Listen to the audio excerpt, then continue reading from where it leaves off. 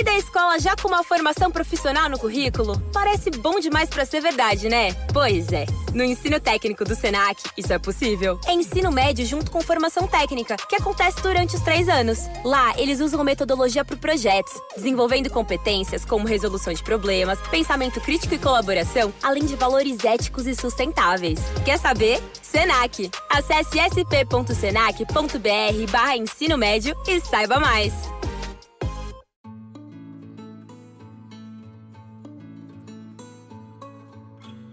It's supposed to be the most wonderful time of year, but as you know, it can be really, really stressful. And that's what we're talking about today on Raising Me, seasonal stress and what we can do about it. I'm Adrienne Stein, a mom of 3 and a longtime journalist. And before we get started, I do want to say a big thank you to Maine Health, who is a new sponsor of Raising Me. Today, we are revisiting one of our most downloaded episodes where we talk about seasonal stress. All the stress that comes from this time of year, whether it's family or finances or traveling or hosting or gift giving, all of it, or maybe even it's the first time you've had a holiday without a loved one. It is a lot. And parents, as you'll hear from our guest, are the most susceptible to this kind of stress. Theresa Petrosky, a licensed clinical professional counselor, is with us to talk about these stressors, ways to cope, and perhaps just as important, maybe even more important, managing expectations around the holidays to preserve our sanity. Check it out. Theresa, thank you so much for being a part of this conversation today about holiday stress and managing all the expectation around it. So as we just kind of dive in right now, help us to not feel alone in this. How common is holiday stress, and what do you see as some of the most likely causes of it? So at least, depending on like what numbers or data you're looking at, and if you're looking at pre-pandemic or post-pandemic, you're looking from anywhere from a quarter of the population or half of the population is going to experience some level of holiday stress. And we know that that number does go up for parents. So if it's a quarter of the population that's experiencing holiday stress, then a third of the population is going to be experiencing holiday stress in our parents. And, you mentioned parents and just all of the things that come with, being a parent around the holidays can certainly cause stress. But what are some of the other major causes of stress, particularly around the holidays? It's going to be one of the biggest causes I'm going to see is going to be routine changes, especially when we're thinking of little children. So there might be later bedtimes or they're not in school. But then other things that you might see is that additional financial pressure that we might have, whether that's preparing for the bigger meals that we might have or preparing to spend money on those gifts that we want to give to everybody. Gift giving is a major one. And then on top of that, I think, for parents and really just adults around this time, you have work obligations, deadlines are usually coming. You have parties that, maybe you're hosting the holidays this year. There are school events, finances, as you alluded to. So just all working together, it can be really overwhelming. So how do we identify the signs or the symptoms of stress that actually need to be addressed? That's a good question, because a lot of times people will have like the holiday blues, or we might feel a little stressed or overwhelmed.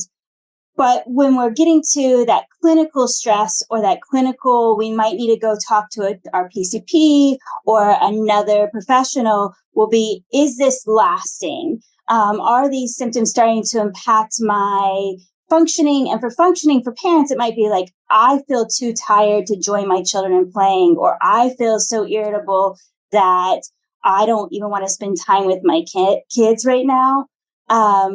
It can also be just noticing, again, like I don't feel the same level of pleasure. I'm noticing a little bit less joy in my season, but it's lasting. So it's more than just this, one day I might feel stressed as I start to think about all the to-do list, I'm staying in that state of mind. I'm staying with that thought of like, I can't do this. It's not going to be well. Or what if all these things go wrong?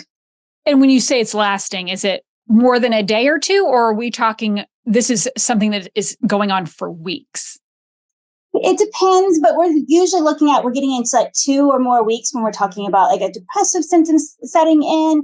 So it's definitely usually more than a day or two, but we're getting into 2 or more weeks. And again, we're looking at, is this something that I'm feeling this way?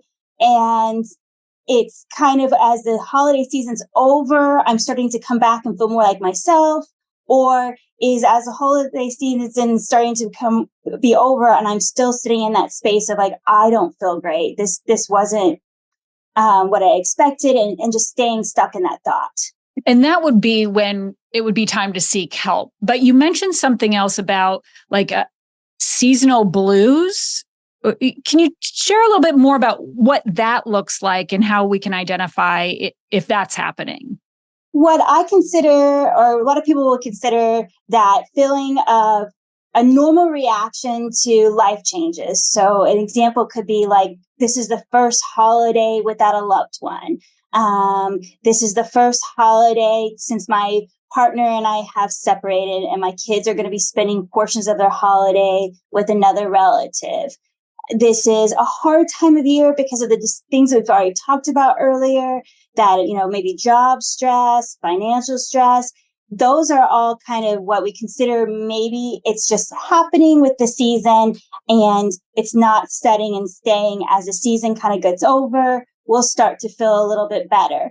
Another thing to kind of keep in consideration is some people notice that as we have less daylight, they start to notice their mood declines. And so if you're noticing, yes, that the holiday blues are kind of setting in, but my mood is still staying kind of decline, that might be another opportunity to kind of talk to your professional and see, like, is this a seasonal affective disorder? Is this depression that might be driven by less sunlight? And there are definitely things that your healthcare provider can help you understand, and then treatments to help you support you in that time of. What is the impact on our mental and physical health when it comes to this kind of stress, whether we're talking about the short-term holiday blues or, just a limited amount of stress, or we're talking about something that is prolonged where we've identified, maybe it is time to seek help. But what are some of, the things that we can look for our physical and mental health? The short term, you might notice that you are just that feeling of overwhelmed. Like, I have this list and I need to get it done. And it's, again, that quick and I can manage it. Or once I go and turn to my whatever's been useful. So I talk to my friends about it, or I write it down and I figure out what things I can or can't do. That's your short-term stress. And usually you're able to navigate it with helpful coping skills. And a lot of people already have, interchangeable that coping tools, the self-care, coping skills, whatever the word is that you're using for yourself. A lot of people have great ways of managing stress. And stress is, unfortunately or fortunately, one of the inevitable parts of life. We will all experience stress at some time. But when you get into that stress that's sticking around, that chronic stress, that stress that might need more help or more support, that you're going to start to feel basically that fatigue. And you may notice that your concentration isn't the same. You might notice difficulty paying attention at work. You might notice that your children, if they're experiencing some of their own forms of like anxiety or depression or prolonged stress, they might have difficulty with concentrating. You might see an academic decline for them. And then you might also notice your thoughts just seem slower. Someone might ask you a question. It might take you a little longer to respond. You're thinking like, I should know this, but maybe I'm struggling with answering. And then again, I feel like kids are really great at noticing this. You have your somatic or physical symptoms. Sometimes I find that adults may not be as in tune with, that headache might be coming from this really prolonged stress, or the stomach aches that we might get. It might be coming from anxiety symptoms. You mentioned somatic. Yeah, can you? There were two phrases in there. So for the lay people in us, can you explain what each of those are so we can help to identify? Yeah, so somatic symptoms is just one of those ways that we say in my profession is just like, this is a body felt symptom. I'm feeling this somatic symptom in my body. It can be, again, that maybe there's not a known physical cause. So we can get sick to our stomachs because we have a virus or we ate something bad to that upset our stomach, but we can also get sick to our stomach because of stress. And so somatic is like, I'm experiencing this in my body and it's related to the stress that I'm actually experiencing. And there may not be a known, yes, this is a virus, like a known physical cause. That makes sense. Okay. And we're talking about a lot of, things that could happen that create just the feeling of overwhelm and stress. Though holidays just in general can bring up feelings of loneliness, certainly of grief. Let's talk a little bit about identifying, those as the underlying cause of maybe the stress, and are there simple ways that we can cope when it comes to loneliness and grief during these times? Enquanto você escuta seu podcast favorito, que tal dar uma olhada nos looks da Riachuelo para as festas de fim de ano? Brilhos, transparências, vestidos, conjuntos, temos tudo para todos os eventos. Aqui, toda festa começa com look.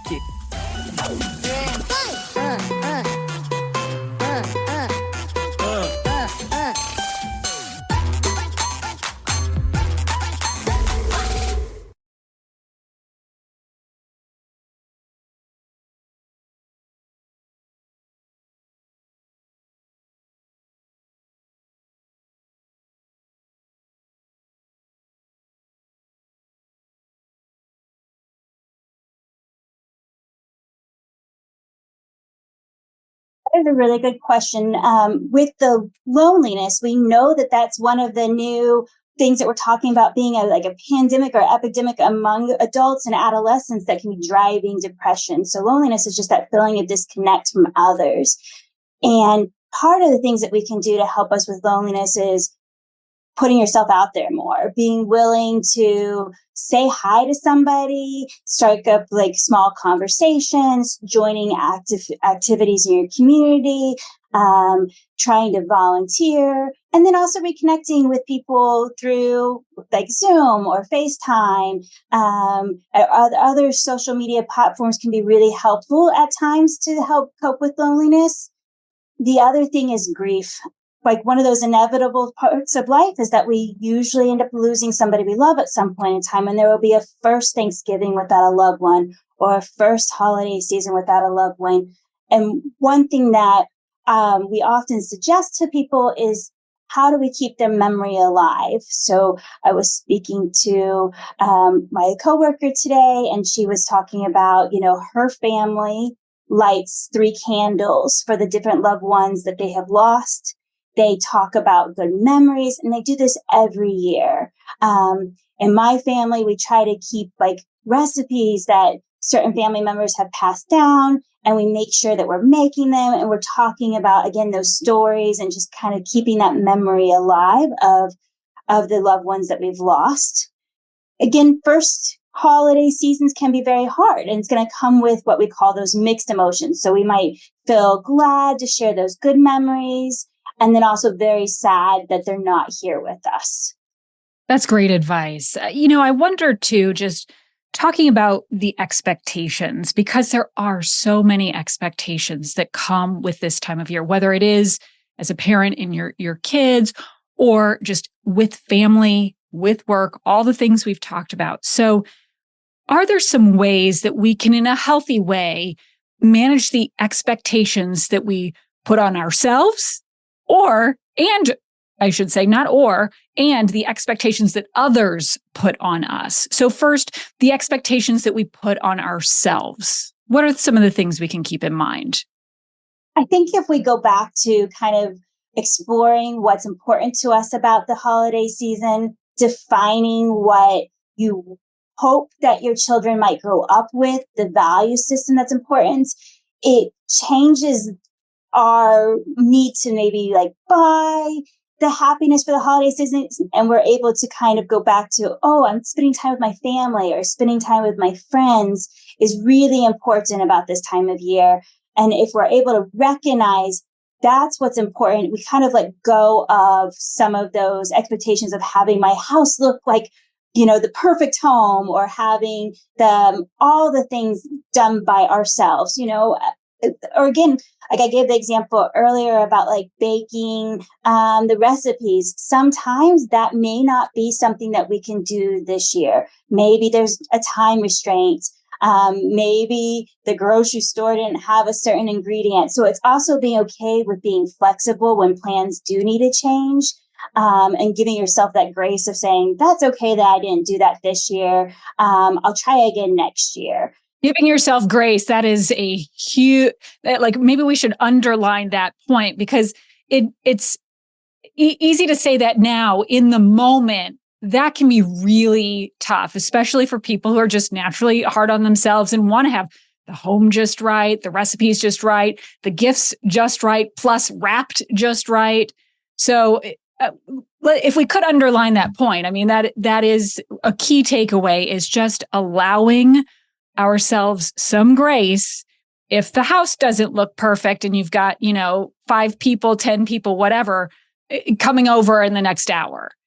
And oftentimes too, when we talk about like the grace and having that, it's people don't remember if the table was set perfectly. They remember the conversation they had and that feeling of gratitude and happiness and connection with their family, and not necessarily if the rolls were overcooked or undercooked. It's being there with the family and your friends that are going to be what we're going to ruminate about or think about later on. And maybe if they are overcooked, it becomes a great story to laugh about later. What about the expectations others put on us? Like, well, you host every year, so we'll be there at noon. And maybe it's not, you're not in the place to host this year or whatever it might be. Maybe you organize the gifts for the family or something. Maybe that's not. How do you manage the expectations that others put upon you right now? I go back to, if you can just say honestly what's going on, that's usually most helpful. So there's been a lot of changes telling people, I know I host every year. This year, there's been a lot of changes. I need someone else to host, just giving them the understanding. But then at the same time, you don't have to do that. You can just be okay with setting that limit of this year, I won't be hosting. And you're under no obligation to explain that, which is kind of a hard thing because we usually want to tell people why or do it anyways when we know that maybe there's a limit to what we can give or do this year.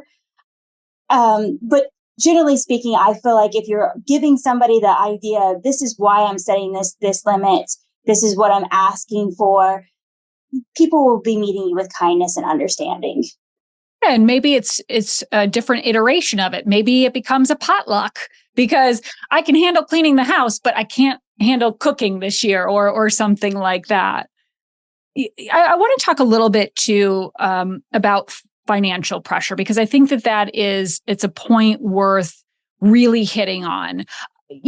There are a number of financial expectations when it comes for many of us to the holidays, particularly for parents. And, I'm guilty of this. Like, what is the big toy? What is the big present? We've got to what's the big thing we have? And then, the day before, like, do we have enough big things? So how do we sort of wrap our mind around, kind of coming to terms, we don't need to do that. And that's easier said than done. Trust me, I'm guilty of it myself. But how do we instill that for ourselves and our kids? So it certainly is easier said than done.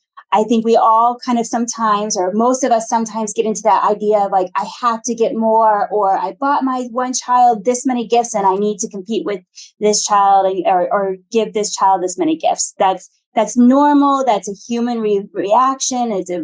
I was thinking to myself, like, you had done the podcast before, I think, on Money Matters. So this is a really good opportunity to teach and instill that budget and to get kids involved that's age appropriate, to teaching them about, we're going to be really mindful about what we're buying this year. And then I like families to define what their values are for themselves. But then, like, one of the things that I hear that's common now is putting more emphasis on the experiences as opposed to necessarily buying items.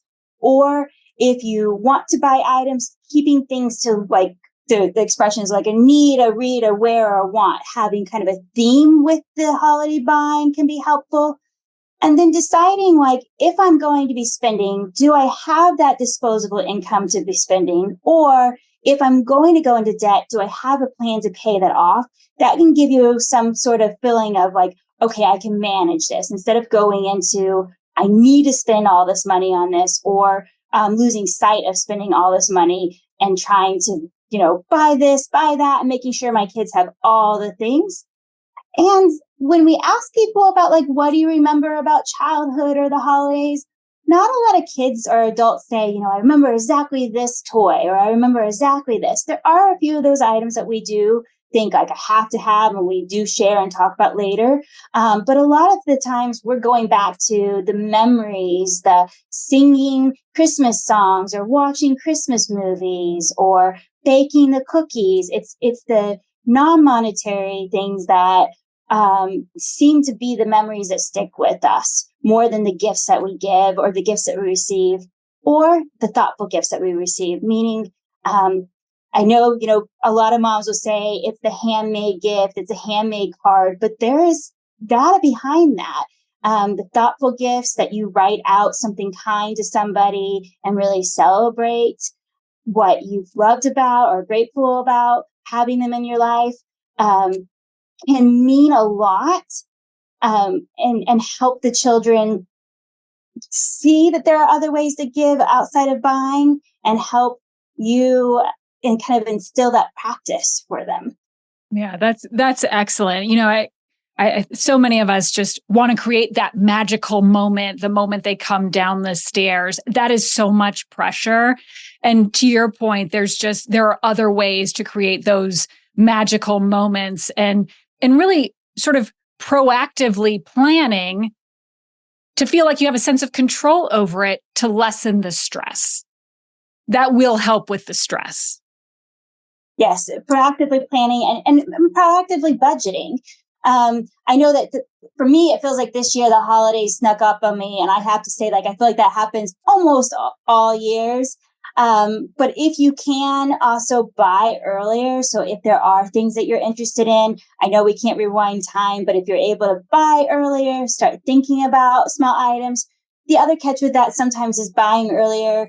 If your kids change interests as quickly as mine do, you'll yes. I bought this in the spring thinking of you, and now you're into something different. So there can be a balance there, or maybe budget earlier for the buying later.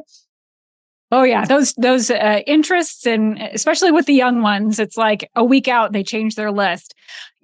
Theresa, if there was one takeaway from our conversation today that maybe parents can keep in mind as they move forward through the holidays, what do you think that should be? It's okay to not have it be perfect.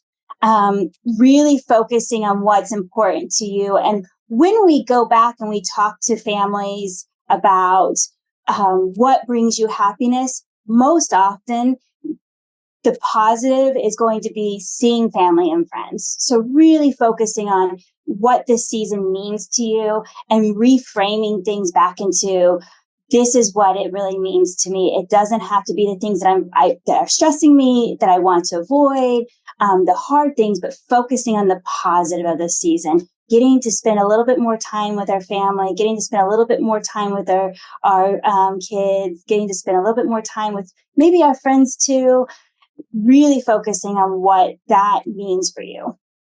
Theresa, that's awesome. Thank you so much for being with us today. Really appreciate it. Of course, we'll have more resources on WGME.com/raisingme.